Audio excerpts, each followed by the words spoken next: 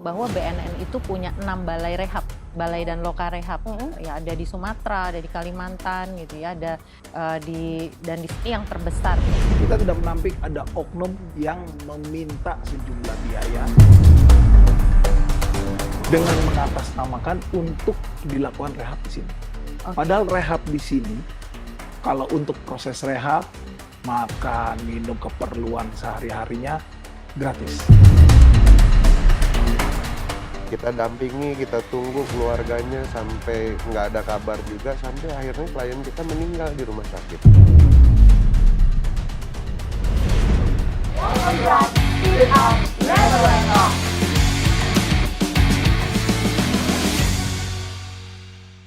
Hai sobat bersinar, welcome back to Polling, podcast keliling, War on Drugs, Speed Up, Never Let Up.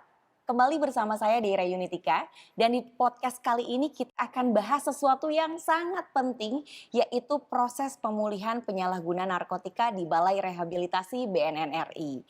Dan di sini sudah ada bersama saya narasumber kita yang luar biasa. Yang pertama udah ada Dr. Elvina Katrin Sausilawane SPKJ selaku Kepala Balai Besar Rehabilitasi BNN. Sehat dokter? Sehat. Alhamdulillah. Selanjutnya sudah ada juga Dr. Gigi Mario Leonid Supusepa selaku Kabag Umum Balai Besar Rehabilitasi BNN RI. Sehat dokter? Sehat. Alhamdulillah. Tuhan. Lalu yang terakhir sudah ada juga Aldi Nofrudi atau biasa dipanggil Bro Aldi. Wow, Bro Aldi selaku konselor Balai Besar Rehabilitasi BNN RI. Iya. Sehat bro? Sehat. Panggilnya bro nih? Iya, Jadi benar. kagok ya Bro Aldi. Selamat datang Bapak Ibu, terima kasih sudah bergabung bersama kami. Dan untuk penonton semua, di podcast kali ini tentunya kita akan coba kupas secara tuntas mengenai rehabilitasi narkotika, khususnya di Balai Besar Rehabilitasi BNN RI, untuk bisa memberikan wawasan sekaligus informasi mendalam kepada penonton sekalian di rumah. Tentunya Balai Besar Rehabilitasi BNN RI ini terletak di Lido, Jawa Barat. Tapi sebelumnya kita saksikan dulu video yang satu ini. Balai Besar Rehabilitasi BNN merupakan tempat layanan rehabilitasi narkoba dengan metode rawat inap. Masyarakat yang memiliki masalah dengan ketergantungan narkoba dapat mengakses layanan rawat inap di Balai Besar Rehabilitasi BNN dengan persyaratan sebagai berikut. 1. Mendaftarkan diri secara langsung atau melalui nomor telepon atau WhatsApp informasi Balai Besar Rehabilitasi BNN. 2. Terindikasi ketergantungan narkoba dengan derajat ketergantungan sedang hingga berat. 3. Secara fisik dan mental dapat mengikuti program rehabilitasi. Persyaratan administrasi yang dibutuhkan. Alur layanan. Penerimaan awal. Pada proses ini, calon klien akan menjalani screening dan assessment untuk menentukan derajat ketergantungan narkoba. Kemudian, klien akan menjalani pemeriksaan kesehatan yang meliputi pemeriksaan fisik oleh dokter, pemeriksaan laboratorium, yaitu pemeriksaan urin narkoba, kimia darah, dan swab antigen COVID-19. Rehabilitasi medis. Pada tahap ini, klien dibantu secara medis untuk melewati masalah putus dari narkoba, baik dengan pengobatan maupun dengan terapi transcranial magnetic stimulation yang dapat merangsang sel syaraf dalam otak dengan gelombang magnetik pada area otak tertentu yang dapat menormalkan fungsi otak serta mengurangi rasa atau keinginan untuk kembali menggunakan narkoba. Pada tahap rehabilitasi medis, klien juga diperiksa kesehatan secara menyeluruh yang meliputi pemeriksaan paru-paru, gelombang otak, rekam jantung, pemeriksaan dan pengobatan gigi dan mulut, pemeriksaan status gizi, dan pemeriksaan psikologi serta status mental. Rehabilitasi sosial. Setelah melewati rehabilitasi medis, maka klien akan mengikuti rehabilitasi sosial yang bertujuan untuk membentuk perilaku serta mengembangkan fungsi psikososial klien yang sebelumnya terganggu akibat penggunaan narkoba. Pada tahap ini, klien akan mengikuti terapi dalam komunitas yang saling membantu. Klien juga mendapatkan berbagai intervensi psikososial yang disesuaikan dengan kebutuhan individual. Inovasi layanan di Balai Besar Rehabilitasi BNN. Tren telerehabilitasi narkoba merupakan sebuah inovasi pelaksanaan layanan rehabilitasi dengan memanfaatkan teknologi informasi dan komunikasi. Layanan ini merupakan bentuk layanan rehabilitasi berkelanjutan jarak jauh. Klien yang mendapatkan layanan tren merupakan klien yang memiliki derajat ketergantungan narkoba ringan, sehingga rehabilitasi dapat dilakukan dengan metode rawat jalan secara daring. Dengan adanya tren, masyarakat mendapat kemudahan akses serta kenyamanan dalam menjangkau layanan rehabilitasi di Indonesia.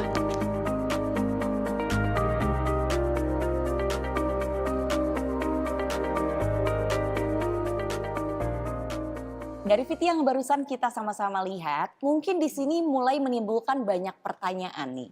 Tapi untuk pertanyaan pertama, saya ingin mengawalinya dengan Dokter Elvina yang luar biasa cantik di sini.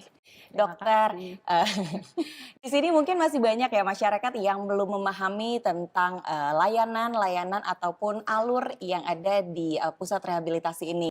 Mungkin boleh dikasih penjelasan lebih detail nih, Dok?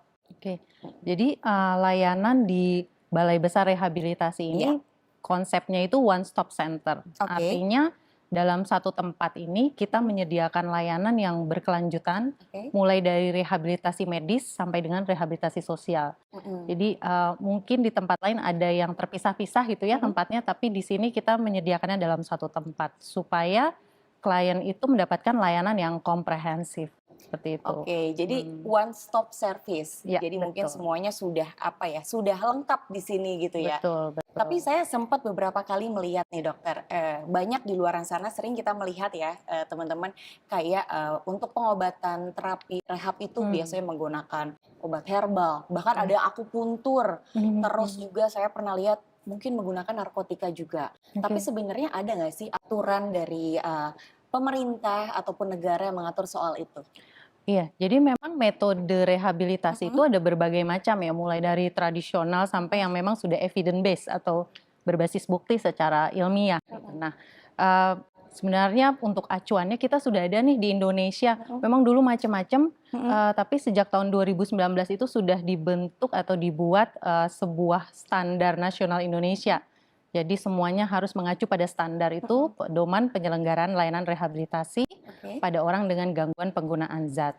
Nah di situ diatur semua seperti guidingnya ya, di situ mulai dari persyaratan umumnya, kelembagaannya seperti apa, kemudian prinsip penyelenggaraannya seperti apa, lalu juga sarana prasarana, dan juga intervensi-intervensi yang boleh dilakukan, dan juga SDM-nya. Jadi sebenarnya kalau mau menyelenggarakan layanan rehabilitasi harus mengacunya pada pedoman tersebut. Pedoman tersebut mungkin boleh dikasih tahu sama penonton sekalian gitu ya dokter ya. Pedoman apa sih namanya? Adakah namanya? Dan di sana itu selain tadi yang udah disebutkan, ada lagi nggak tentang hal lain? Dia menjelaskan tentang aturan lain.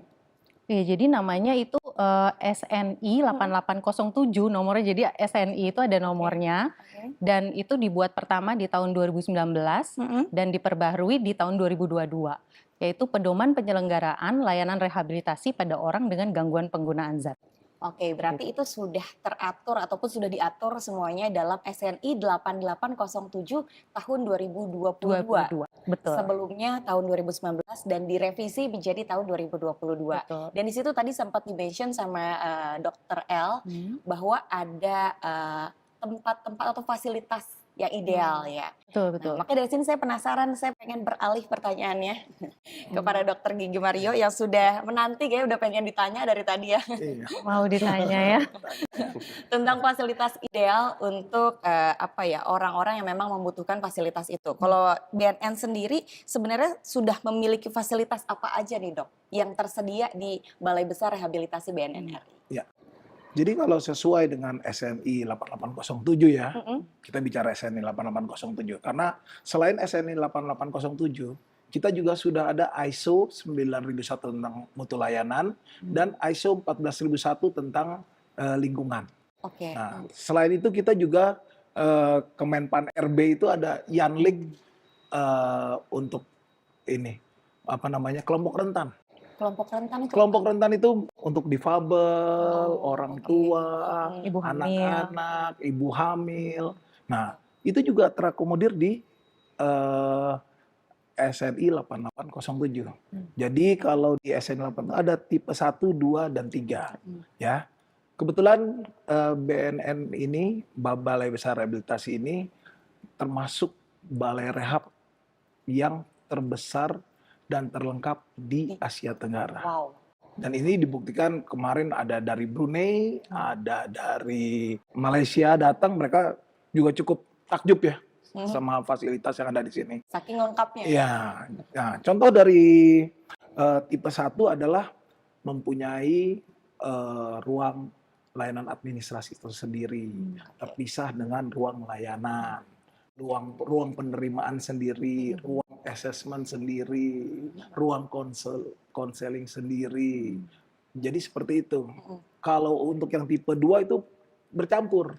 Oke. Apa aja tuh tipe 2-nya tuh, Dok? Kalau tipe 2 ya sama, fasilitasnya sama, tapi kemungkinan dia antara ruang assessment dan ruang konseling itu gabung. Kalau di kita terpisah. Oke. Bahkan kita ada ruang namanya ruang tren. Ruang tren. Ya, ruang untuk telerehabilitasi narkoba. Wow. Jadi itu secara online kita menggunakan secara oke. online, gitu.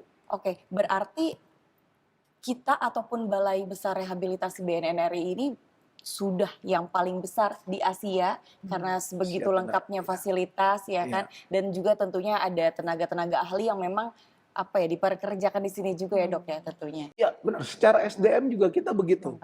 Karena kemarin yang orang Malaysia itu datang karena konsepnya adalah seperti Dr. Elvina bilang adalah one stop service. Di sini itu sudah ada dokternya, psikiaternya, dokter spesialisnya. Wow. Itu semua ada.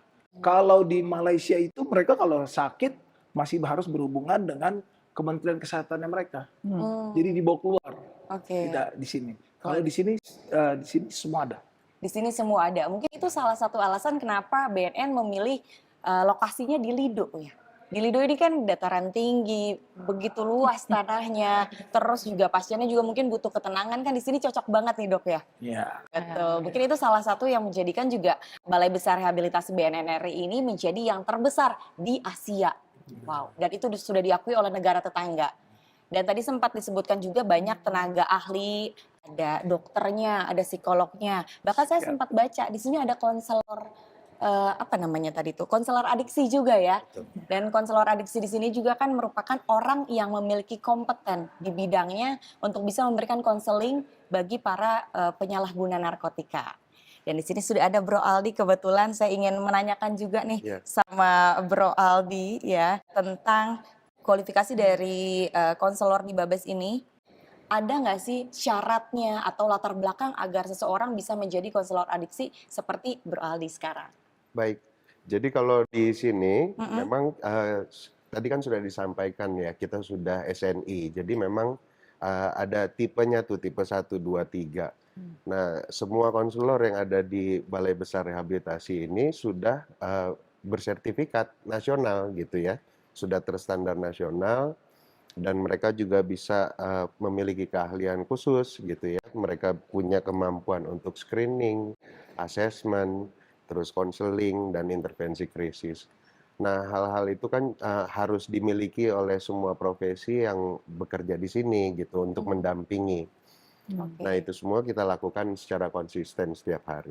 Oke, tapi saya penasaran untuk latar belakang seorang konselor adiksi sendiri, apakah harus lulusan dari psikolog kah, atau lulusan manapun bisa? Dan untuk menjadi seorang konselor adiksi, apakah butuh kayak semacam pelatihan ataupun pengalaman-pengalaman yang sangat luar biasa atau gimana tuh? Iya, jadi semua itu ya memang harus terpenuhi ya.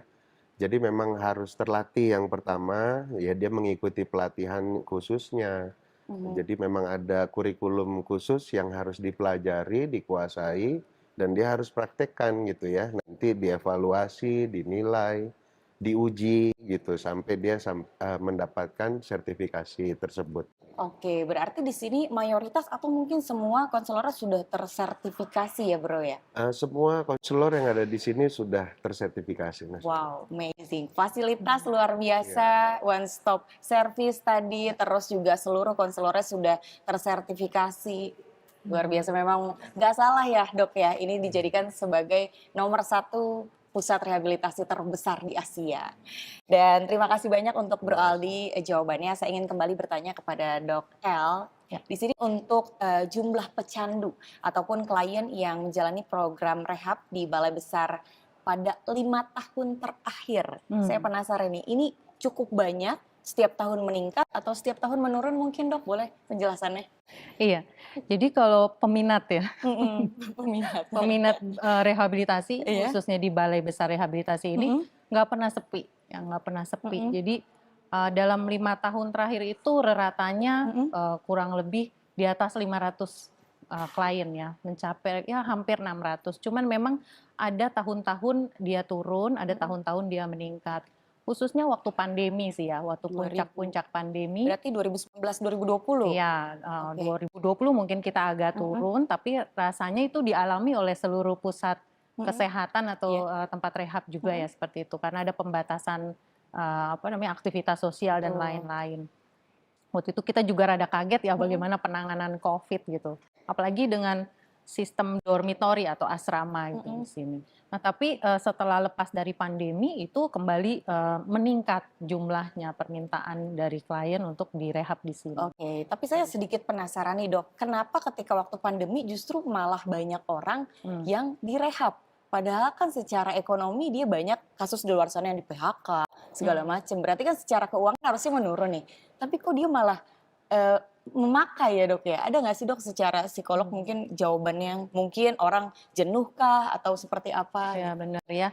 Jadi sebenarnya situasi pandemi itu juga jadi salah satu pemicu mereka menggunakan ya. Kalau misalnya orang yang biasa-biasa saja tanpa gangguan gitu ya, tanpa ada kondisi adiksi sebelumnya juga pasti kan merasa cemas, Betul. stres gitu ya. Apalagi nggak boleh keluar rumah gitu, nggak bisa ketemu teman. Nah akhirnya kalau seseorang itu nggak punya coping atau cara mekanisme mengatasi rasa kecemasan, dia akan lari ke hal-hal yang negatif seperti misalnya menggunakan narkoba itu. Oh, untuk pengalihannya dia ya, untuk mengobati rasa cemas agar mendapat rasa tenangnya itu sendiri. Ya, gitu. belum lagi yang mungkin banyak yang kehilangan anggota keluarga ya. Betul. Jadi untuk ngatasin rasa sedih, dia nggak tahu harus bagaimana, akhirnya ya menggunakan narkoba menjadi salah satu cara mungkin untuk mereka. Salah satu cara. Tapi ini saya jadi agak kesentil dikit nih dok, karena kebetulan saya juga kehilangan sosok ayah ketika lagi pandemi. Untung nggak pakai narkoba ya dok ya. Iya. Untung saya bisa tahu cara pengalihannya yang lain seperti apa. Tapi berarti waktu pandemi kemarin itu treatmentnya berbeda dong dok. Karena kan harus social distancing mulai dari itu. Mungkin boleh dok diceritakan ada treatment yang unik kah ketika masa pandemi kemarin? Sebenarnya itu tantangan yang cukup besar ya buat semua fasilitas kesehatan termasuk juga pusat rehabilitasi. Apalagi tadi dengan sistem kita kan asrama ya. Jadi dalam satu dormitory itu ada lebih dari 10 orang penghuninya gitu. Jadi kita membuat banyak penyesuaian gitu ya, SOP, social distancing, kemudian penerapan penggunaan masker ya Dokter Mario ya. Itu sulit sekali pasti. Sangat sulit, jadi kita benar-benar ketat waktu itu. Kalau kita di rumah rasanya kan males ya pakai masker. Sama juga halnya dengan klien kita yang di sini serasa rumah sendiri kan. Jadi mereka males pakai masker, tapi ya akhirnya kita mengupayakan supaya SOP itu bisa dijalankan sebelum terapi kelompok, protokol kesehatan, cuci tangan, pakai masker semuanya. Jadi prinsipnya kita tetap menjalankan program rehabilitasi, jangan sampai ada yang lewat gitu ya atau dikurangi program layanannya. Betul, jangan sampai karena suatu kondisi tertentu membuat misalkan mengurangi layanannya. Ini banyak juga dari pemerhati podcast kita yang ingin memberikan pertanyaan nih untuk podcast selanjutnya katanya, membahas tentang daya tampung di Balai Besar Rehabilitasi BNN RI. Mungkin Dok El bisa menjawab untuk daya tampungnya kira-kira. Oke, tadi Dokter Mario udah menyampaikan nih bahwa kita rehabilitasi terbesar ya di Asia Tenggara. Jadi memang kita tuh luasnya kan 11 4,2 hektar ya hektar. Dokter Mario ya. Jadi sangat besar dengan bangunan yang juga cukup banyak gedung-gedung rawatan. Jadi kalau kita bicara daya tampung sebenarnya kita bisa menampung sampai 500 klien dalam populasi hariannya gitu ya. Nah, tapi dalam melakukan rehabilitasi kan bukan cuma butuh tempat ya, tapi Betul. ada juga biaya-biaya rehabilitasi lainnya. Betul. Sehingga kita ada penganggaran Mm-mm. yang menentukan berapa banyak yang bisa kita rehab dalam 1 tahun, seperti itu. Oke, jadi kalau secara garis besar sebenarnya untuk hariannya itu sekitar 500. Bisa sampai dengan 500. Bisa sampai dengan Ya, 500 karena ini memang cukup besar ya. besar. Saya pun ya. kayak kalau sendiri nyasar Bu kalau ke sini. Mungkin nanti bisa diantar Iya, jalan-jalan. bener. Tapi saya penasaran juga Dok soal alur penerimaannya. Karena kan ketika waktu pandemi kemarin tadi sempat dibilang sempat ada lonjakan kasus Betul. narkotika gitu kan. Itu tuh sebenarnya kalau ngomongin alurnya itu harus seperti apa sih? Apakah kita harus mendaftar atau gimana tuh Dok? Iya, sebenarnya mudah sih ya masuk rehabilitasi. Untuk mengakses layanan kami, ada 2 tipe nih, ada 2 tipe untuk klien yang biasa masuk ke sini. Yang pertama yang ada kaitan sama status hukum. Nah itu ya, jadi kita juga menerima klien yang misalnya dia dalam proses hukum gitu, atau sudah diputuskan oleh hakim gitu ya. Jadi nanti akan diputuskan dengan surat pengantar dari penyidik, atau dari jaksa gitu ya, atau dari hakim. Jadi dia bisa masuk sini.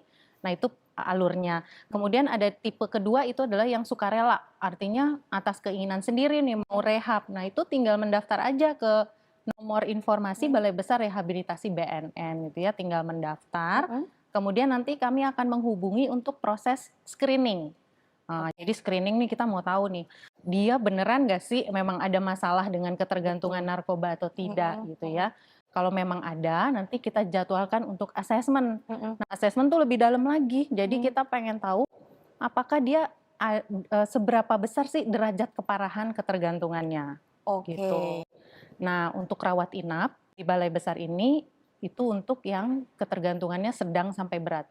Jadi kalau ringan tidak perlu dirawat inap, bisa dirawat jalankan saja. Atau mungkin bisa secara virtual tadi yang Ya, tren betul. itu ya. Ya, itu merupakan salah satu metode yang baru kita kembangkan. Sebenarnya menjawab tantangan di masa pandemi juga sih ya. Jadi kita membuka sebuah layanan tren telerehabilitasi narkoba. Itu jadi seluruh rangkaian rehabnya melalui virtual.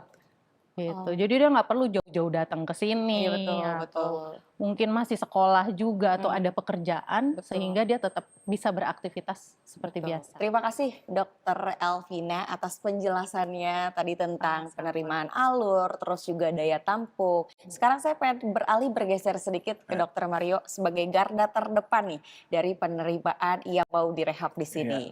Nah Dokter Mario, gimana nih tanggapan Dokter Mario karena di luar sana ada berita yang katanya kalau mau direhab itu harus mengeluarkan sejumlah nominal tertentu. Terus gimana? Apakah ini berdampak kepada hasil kepuasan masyarakat atau indeks kepuasan masyarakat? IKM. Ya. Ya. Oke. Jadi memang ya sebelum di sini saya pernah di BNNP Jambi ya sebagai orang atau stakeholder yang mengantar klien ke sini. Ya. Jadi memang di luaran memang banyak berita-berita seperti itu. Ya. Tapi itu memang kita tidak menampik ada oknum yang meminta sejumlah biaya dengan mengatasnamakan untuk dilakukan rehab di sini. Padahal rehab di sini, kalau untuk proses rehab, makan, minum, keperluan sehari-harinya gratis. Gratis. Dan memang BNN kemana-mana bawa rehabilitasi itu kan gratis ya, gitu. Tapi memang ada beberapa juga pengeluaran yang keluarga harus menanggung. Seperti contohnya, dia patah tulang, dia serangan jantung, dia sakit-sakit yang memang tidak ada biayanya di sini, tidak ada ahlinya di sini, tidak bisa ditangani di sini, harus ditangani di luar. Itu kita bawa tentunya dengan biaya yang ditanggung oleh pihak keluarga. Cuman biaya itu aja. Atau misalkan kita sudah memberi 3 kali makan sehari, 2 kali snack, fasilitas olahraga dan lain-lain. Tapi ternyata ini anak ingin jajan yang lebih. Nah, di situ ada keluarga mendepositkan uang untuk jajannya mereka. Nah, itu keluar uangnya di situ. Oh, berarti memang ada batasan. Sebenarnya gratis, tapi ada batasan. Mungkin di luar itu baru bayar pribadi Iya. gitu ya. Nah, Mungkin saya bisa iya, tambahin boleh. ya, Iya, gimana nih, Dok? bahwa ketika kita mengantar ya, mengantar klien yang kami rawat untuk mendapatkan fasilitas, misalnya konsultasi dokter spesialis di rumah sakit, biaya konsulnya masih kami tanggung juga. Jadi kami punya anggaran untuk konsultasi di luar gitu. Tetapi ketika itu udah berbunyi masalah pemeriksaan, misalnya CT scan Oke. atau yang pemeriksaan-pemeriksaan lain yang tidak kami miliki, ya mau nggak mau ya keluarga Betul. harus menanggung itu. Nah, kalau keluarga punya asuransi kesehatan mungkin itu akan lebih ringan gitu ya.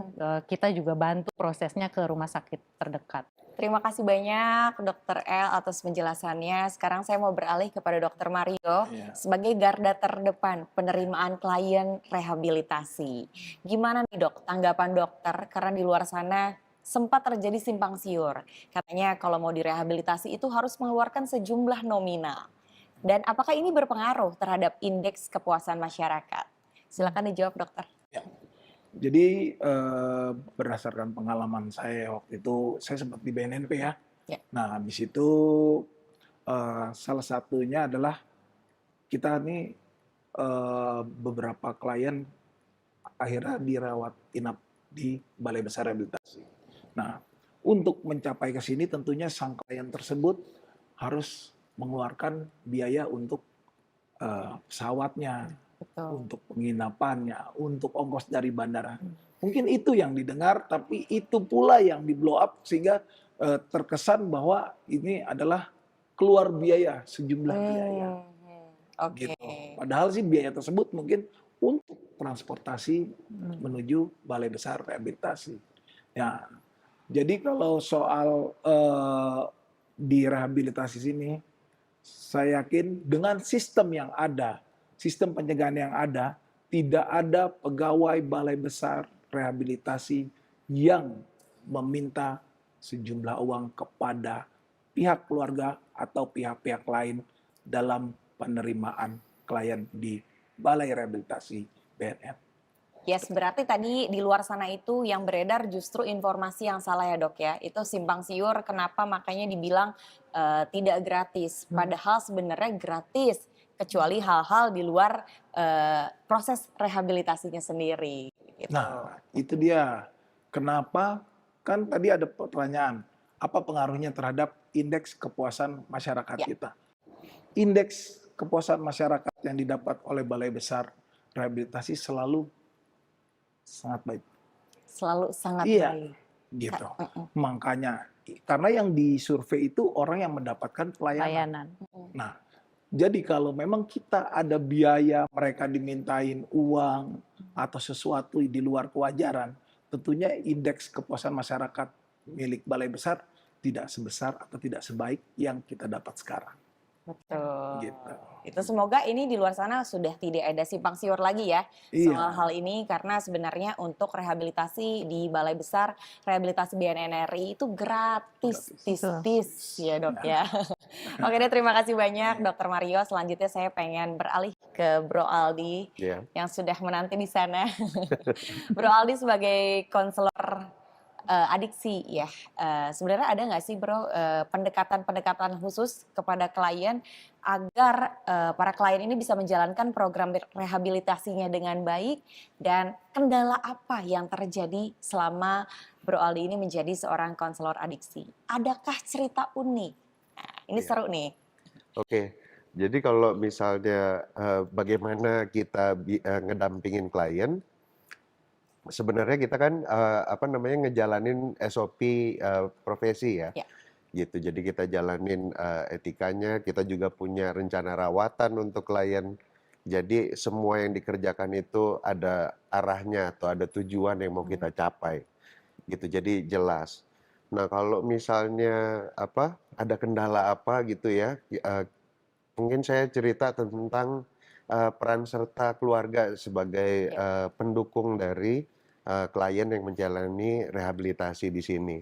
Jadi kita pernah ada contoh kasus tuh keluarga tidak mau berperan aktif juga bersama kita, sedangkan klien kita sakit gitu ya, perlu penanganan khusus.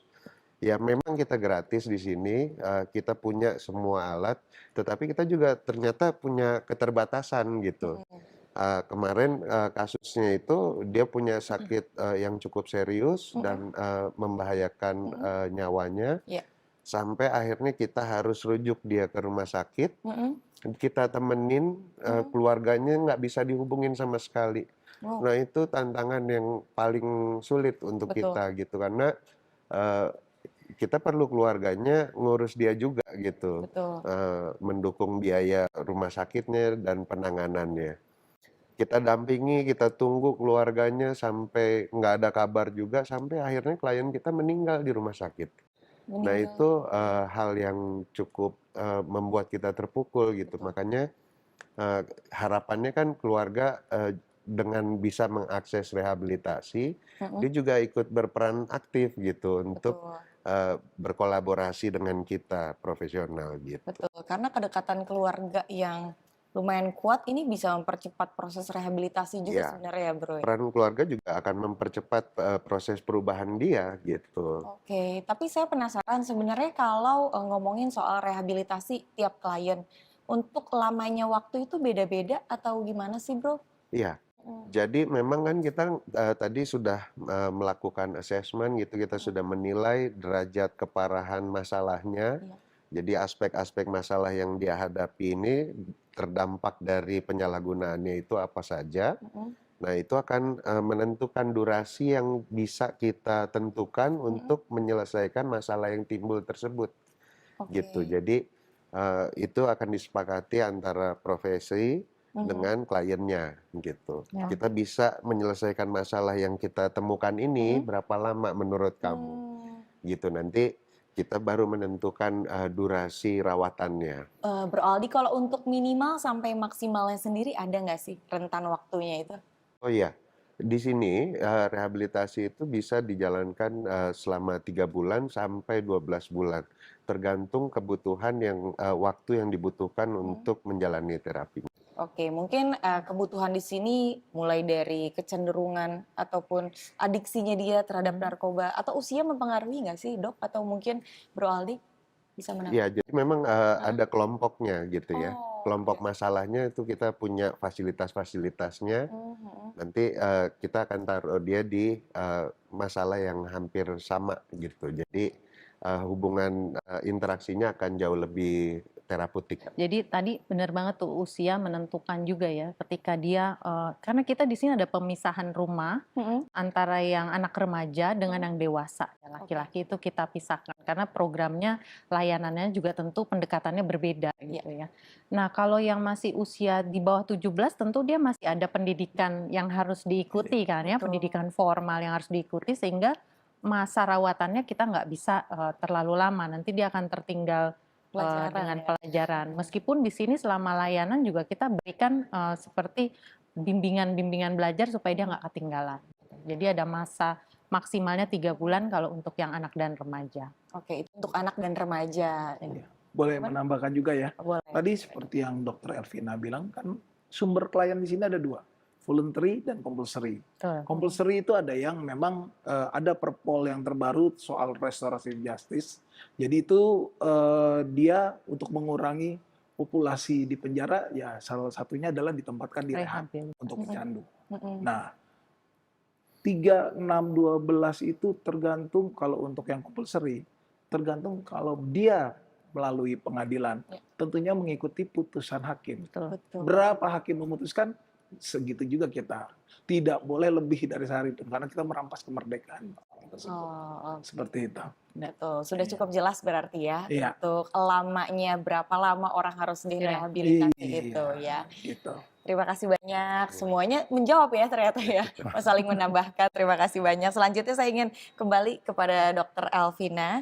Saya ingin tahu nih Dok untuk program unggulan dan juga terobosan yang saat ini ada di Balai Besar Rehabilitasi BNNRI. Ada apa aja nih Dok? Wah, sebenarnya kalau program banyak sekali ya. Tapi untuk sebagai informasi bahwa BNN itu punya 6 balai rehab balai dan loka rehab. Mm-mm. Ya ada di Sumatera, ada di Kalimantan gitu ya, ada dan di sini yang terbesar Ya. gitu ya.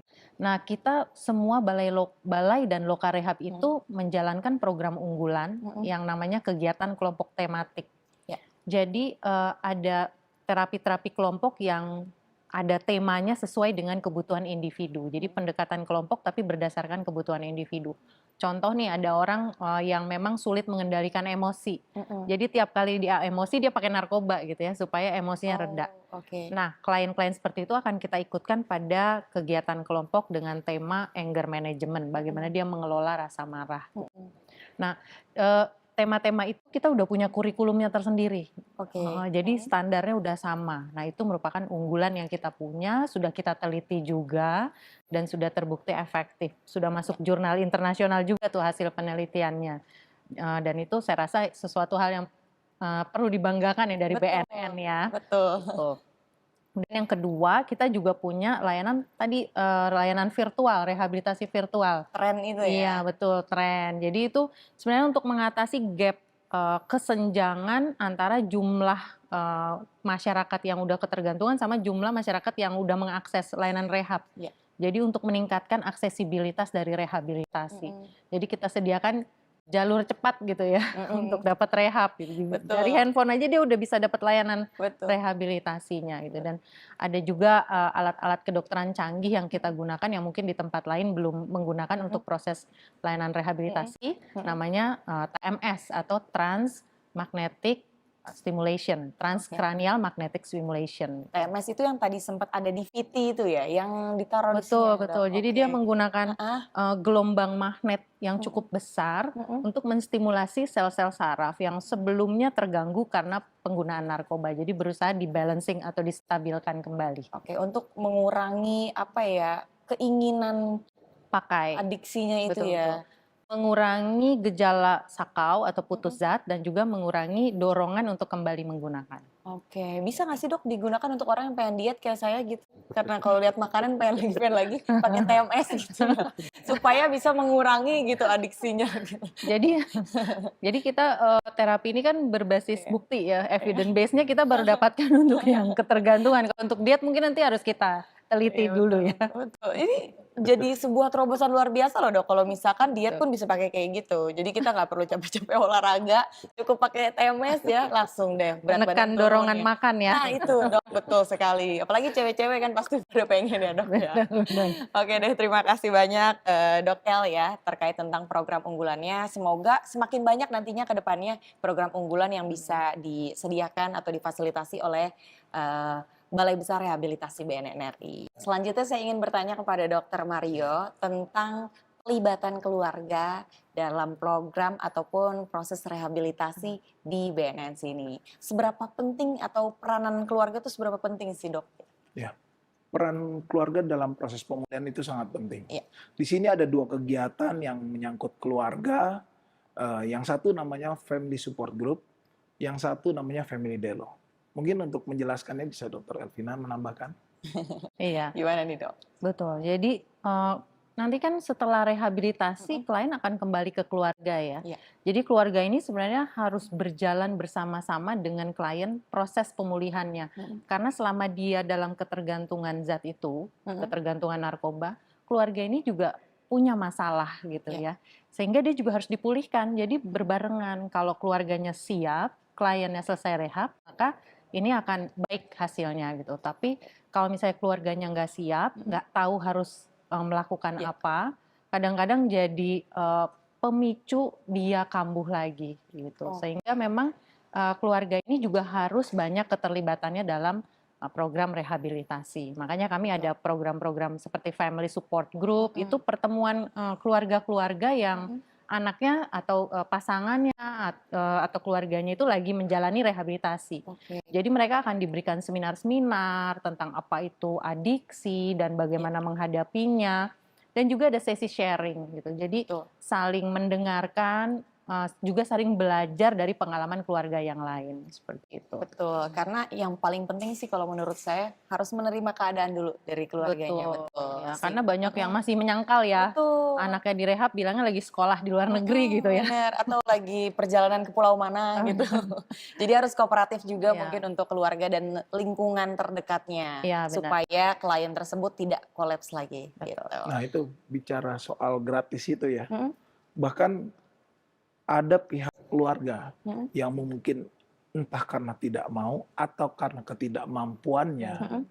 itu tidak bisa ketika klien tersebut sudah selesai program tidak bisa menjemput Menjemput. atau tidak mau menjemput. Kita bahkan ada program untuk mengantar dia Pengantaran. balik ke keluarganya. Sambil pendekatan mungkin ya. Iya. Karena ada beberapa keluarga yang tidak mau itu ya tadi ya dok ya. Oke, berarti penting juga ya untuk pasca rehab ini ya. Jadi Betul. bukan cuma ketika lagi rehab, tapi pasca rehab juga perlu diperhatikan. Iya, karena itu merupakan rehabilitasi berkelanjutan. Gitu. Jadi tidak selesai sampai di rehabilitasi saja, tapi harus ada pendampingan pasca rehabilitasi. Oke, dan BNN itu sendiri masih mendampingi berarti setelah pasca rehabilitasi itu ya? Betul. Jadi kita akan berkoordinasi dengan klinik-klinik BNNP dan BNNK yang ada di domisili terdekat dengan domisili klien, rumah klien.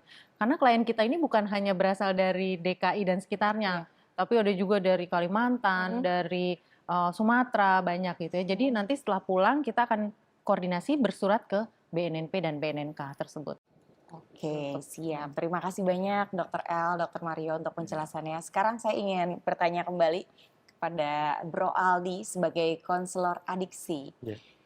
Ada pesan nggak nih Bro Aldi untuk klien yang sudah kembali ke masyarakat dan kembali ke keluarga agar mereka tidak relapse lagi? Dan juga mungkin ada pesan untuk para pecandu di luar sana? Oke. Jadi untuk pesannya ya, Iya. kita tuh harus pilih benar-benar temen tuh yang ngajak kita maju itu yang mana, gitu. Karena semua ini kalau dari lihat kasus yang ada di kita, mereka tahu tuh dari lingkungan sosialnya, yaitu pertemanannya gitu. Mereka tahu informasi ini barang apa, rasanya bagaimana, ini dipakai untuk apa. Jadi tolong bijaksana untuk memilih pertemanan, baik yang sudah rehabilitasi, dia juga nggak akan bisa kembali lagi berteman sama teman yang aktif pakai gitu. Betul. Karena dia akan pasti dorongan untuk pakainya keluar lagi gitu ya. Nah, yang lain yang belum pakai ya itu harus ngejaga. Dia harus benar-benar pilih teman yang memang positif dan bisa ngajak maju dia untuk mencapai tujuannya. Itu pesannya. Betul, karena lingkungan sangat penting intinya ya Bro Aldi ya. Betul. Selanjutnya mungkin ada tambahan closing statement dari Dr. Elvina ataupun Dr. Mario, silakan. Buat rekan-rekan sober di luar sana, pesan saya adalah 1 is too many, 1,000 is never enough.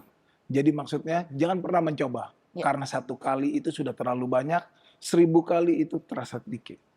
Jadi jangan pernah mencoba narkoba. Dan bagi tadi seperti yang bilang adalah apabila ada oknum-oknum yang mengatasnamakan rehabilitasi untuk meminta sejumlah uang, harap memberitahu di kanal-kanal sosial media milik Balai Rehabilitasi atau milik BNN. Luar biasa. Terima kasih banyak untuk Dr. Mario. Selanjutnya Dr. Elvina, mungkin ada tambahan closing statement? Oke, jadi buat rekan-rekan sober di sana ya, mungkin ada keluarga atau teman atau tetangga yang punya masalah kecanduan narkoba. Jadi adiksi ya, ketergantungan narkoba itu merupakan penyakit otak kronis yang pastinya membutuhkan pengobatan. Mungkin mau berhenti tapi nggak tahu bagaimana caranya, silakan datang ke Balai Besar Rehabilitasi BNN karena kami siap membantu Anda untuk mencapai pemulihan. Luar biasa sekali. Tapi saya masih ada last question. Ini pertanyaan terbuka untuk siapapun yang mau menjawab. Ya. Mungkin masyarakat di luar sana biar tahu juga. Seandainya di lingkungan kita ada teman atau keluarga yang terindikasi memakai narkoba. Treatment apa atau langkah apa yang harus kita lakukan pertama kali? Ya, kalau dari saya ya, kita ada PP 25 tentang wajib lapor. Ya. Bagi anak-anak yang di bawah umur, kewajiban orang tua untuk membawa ke klinik-klinik Pratama milik BNNP atau BNNK terdekat, ya, tidak akan ditahan. Bagi yang sudah cukup umur, silakan datang sendiri untuk melaporkan diri. Kita akan merehab secara gratis. Luar biasa. Mungkin ada tambahan lagi, Dok? Iya. Jadi kalau orang pakai narkoba itu kita mesti tahu ya, Ya. bahwa sebenarnya ada masalah yang mendasarinya sampai dia pakai narkoba. Jadi mereka itu tidak kekurangan nasihat sebenarnya, Ya. gitu ya. Justru kebanyakan nasihat. Jadi mungkin rekan-rekan mendengarkan dahulu sebenarnya apa yang menjadi masalah mereka menggunakan narkoba, kemudian apa yang kita bisa bantu dari mereka. Jadi perlu mendengarkan dulu. Oke, mungkin ada tambahan Bro Aldi? Ya, kalau misalnya kita lihat ada yang pakai, ya kita langsung sarankan ada rehabilitasi tuh gitu Oh kan iya, di benar. Lido. Jadi memang karena perlu dapat penanganan khusus, ya penanganan yang benar supaya mendapatkan hasil yang benar. Luar biasa. Jadi udah jelas nih sober ya, sekarang ini gimana proses rehabilitasi yang dimiliki oleh BNN. Jadi masyarakat nggak usah lagi nih menganggap seorang pecandu itu adalah aib. Tapi mari sama-sama kita rangkul ya kan, kita bawa mereka untuk bisa pulih melalui proses rehabilitasi narkoba yang dimiliki oleh BNN untuk masyarakat. Seperti pesan Kepala BNN, Bapak Komjen Pol Profesor Dr. Petrus Reinhard Golose, terima dan layani mereka dengan tulus dan sebagaimana apa adanya mereka.